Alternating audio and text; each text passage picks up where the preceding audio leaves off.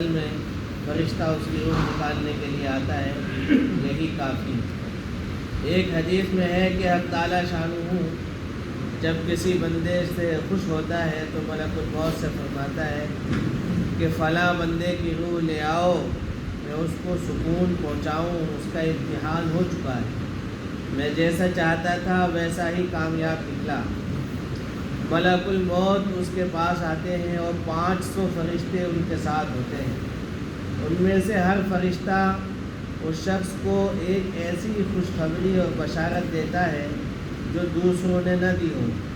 ان کے پاس ریحان کی ٹہنیاں اور زعفران کی جڑیں ہوتی ہیں۔ وہ سب فرشتے 2 قطاروں میں لائن لگا کر کھڑے ہو جاتے ہیں۔ جیسے کسی کا استقبال ہوتا ہے تو 2 لائنیں لگا کر کے اور ہاتھ میں گلدستے لے کر خوشبوئیں مہکتی ہوتی ہیں، اس طرح کھڑے ہو جاتے ہیں۔ جب ابلیس شیطان یہ منظر دیکھتا ہے تو اپنا سر پکڑ کر رونا چلانا شروع کر دیتا ہے۔ اس کے حشم و قدم دوڑے ہوئے آ کر پوچھتے ہیں، آقا کیا بات ہو گئی؟ وہ کہتا ہے، کم بختو دیکھتے نہیں یہ کیا ہو رہا ہے، تم کہاں مر گئے؟ وہ کہتے ہیں، ہمارے سردار ہم نے تو بہت کوشش کی مگر یہ گناہوں سے محفوظ رہا۔ حضرت جابر بن زیاد رحمۃ اللہ علیہ کے جب انتقال کا وقت قریب تھا، کسی نے پوچھا کسی چیز کی خواہش ہے؟ فرمایا حسن رحمۃ اللہ علیہ سے ملاقات کرنا چاہتا ہوں۔ حضرت حسن بصری رحمۃ اللہ علیہ تشریف لائے تو لوگوں نے کہا کہ حسن بصری آ گئے ہیں، تو حضرت جابر فرمانے لگے، بھائی یہ رخصت کا وقت ہے، اب جا رہے ہیں، یہ خبر نہیں کہ جنت کی طرف یا جہنم کی طرف۔ حضرت تمیم داری رحمۃ اللہ علیہ کہتے ہیں کہ حق تعالیٰ شانہ ملک الموت سے فرماتے ہیں کہ میرے فلاں دوست کے پاس جاؤ اور اس کی روح لے آؤ، میں نے اس کا خوشی میں اور غم میں دونوں حالتوں میں امتحان لیا، وہ ایسا ہی نکلا جیسا کہ میں چاہتا تھا، تاکہ دنیا کی مشقتوں سے اس کو راحت مل جائے۔ تو معلوم ہوا خوشی میں اور غم میں دونوں حالتوں میں اللہ کا حکم نہیں چھوڑنا چاہیے۔ بہت سے لوگ غم کے موقع پر بھی نماز چھوڑ دیتے ہیں اور بہت سے لوگ خوشی کے موقع پر وہ تمام اللہ کی نافرمانیاں کرتے ہیں جو عام حالات میں نہیں کرتے۔ شادی کے موقع پر، فنکشن کے موقع پر، اور یہ کہتے ہیں کہ آج تو خوشی کا دن ہے۔ خوشی کے دن کا مطلب یہ ہے کہ اللہ اور اللہ کے رسول کو ناراض کر دیا جائے۔ حالانکہ خوشی کے دن میں آدمی گرے پڑے انسان کو بھی خوش کرتا ہے۔ شادی والے دن کہ بھئی بھنگن کا جوڑا کہاں ہے اور فلاں کا جوڑا کہاں ہے، کیوں کہ بھئی آج اس کا بھی دل خوش ہونا چاہیے کہ خوشی کا دن ہے، لیکن اللہ اور اللہ کے رسول کو ناراض کیا جاتا۔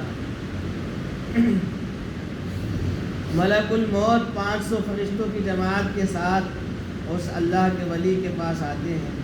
ان سب کے پاس جنت کے کفن ہوتے ہیں، ان کے ہاتھوں میں ریحان کے گلدستے ہوتے ہیں جن میں ہر ایک میں 20 رنگ ہوتے ہیں اور ہر رنگ میں الگ خوشبو ہوتی ہے، اور ایک سفید ریشمی رومال میں مہکتا ہوا مشک ہوتا ہے۔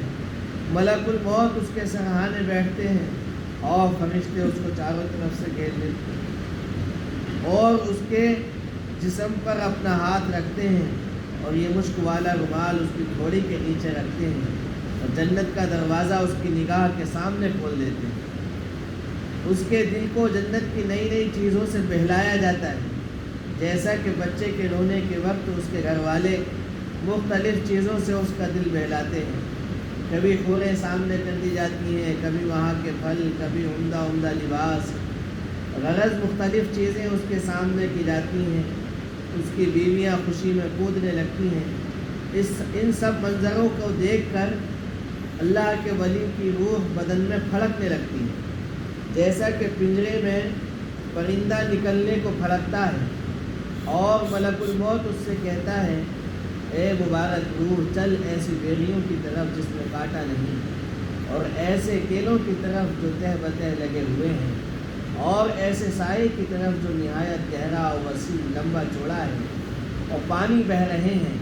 یہ چند منظروں کی طرف اشارہ ہے جو قرآن پاک میں سورہ واقعہ میں ہے۔ فی صدر مخضود وطلح منضود وظل ممدود۔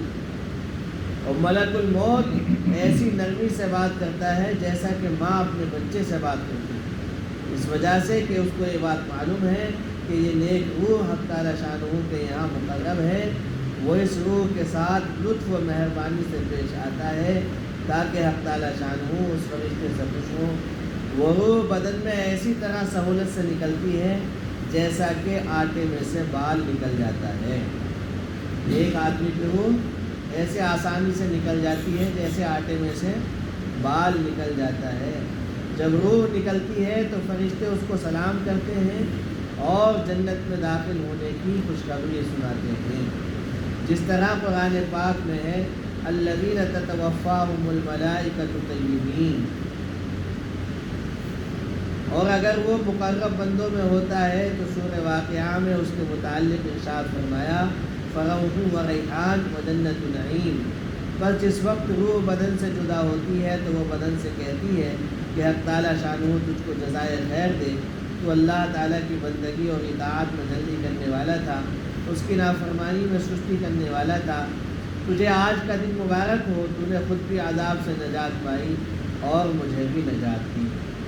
لہذا دنیا کی زندگی مختصر ہے، نیکی کے ساتھ اللہ کا بندہ بن کر کے بندگی کے ساتھ زندگی گزارنی چاہیے تاکہ موت کے وقت آسانی ہو، اور یہ فرشتوں کی جو بشارتیں ہیں وہ ہم سب کو نصیب ہو جائے۔ اللہ تبارک و تعالی ہم سب کو نیک اور صالح بنائے، نیک اعمال کرنے کی توفیق نصیب فرمائے۔